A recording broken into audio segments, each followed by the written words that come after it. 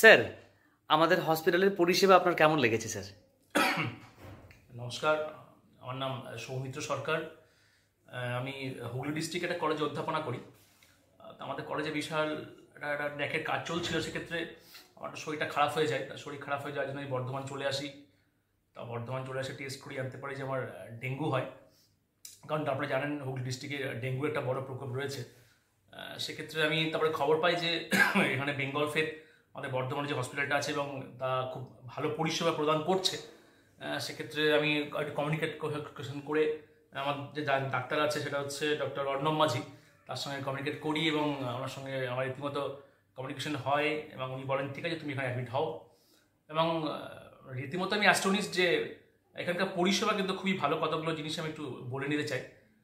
প্রথমত হচ্ছে যে যে যে এরিয়া জুড়ে হসপিটালটা রয়েছে এটা বৃহত্তর এরিয়া জুড়ে রয়েছে এবং এখানকার যে পরিকাঠামো এবং সেন্ট্রাল এসি সুবিধা, তারপরে আমি রীতিমতো যেহেতু ডেঙ্গু পেশেন্ট আছে দেখতেই পাচ্ছেন, সেপারেট কেবিন আমার ব্যবস্থা করা হয়েছে, মশারি দিয়ে আলাদা করে ব্যবস্থা করা হয়েছে এবং এখানে যে সমস্ত নার্সরা রয়েছে নার্সরা কিন্তু রীতিমতো অ্যাটেন্টিভ এবং প্রতি মুহূর্তে ওরা প্রত্যেকটা ছোটো ছোটো বিষয়ের উপরে জোর দিয়েছে।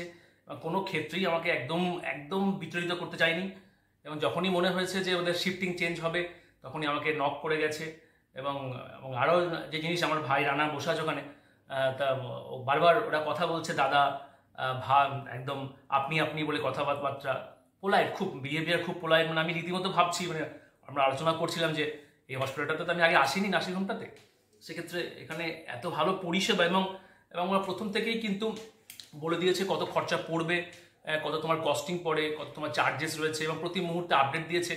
তার ফলে আমার পক্ষে সুবিধা হয়েছে যে আজকের একটা দিনের পরে আমার কস্টিং কত গেছে, তারপরে সেকেন্ডের কস্টিং কত গেছে, এই জিনিসগুলো বুঝতে আমার অনেক সুবিধা হয়েছে। ফলে আমি একটা জিনিস রিয়েলাইজ করলাম।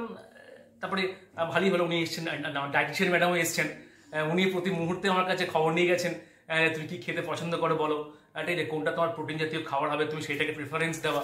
তাহলে আমার মনে হয় প্রত্যেকটা বিষয়ে পেশেন্ট সেন্ট্রিক প্রিফারেন্স দেওয়ার ক্ষেত্রে কিন্তু বরাবরই বেঙ্গল ফেড হসপিটাল প্রায়োরিটি দেওয়ার চেষ্টা করেছে এবং আমি রীতিমতো হ্যাপি পরিষেবা নিয়ে।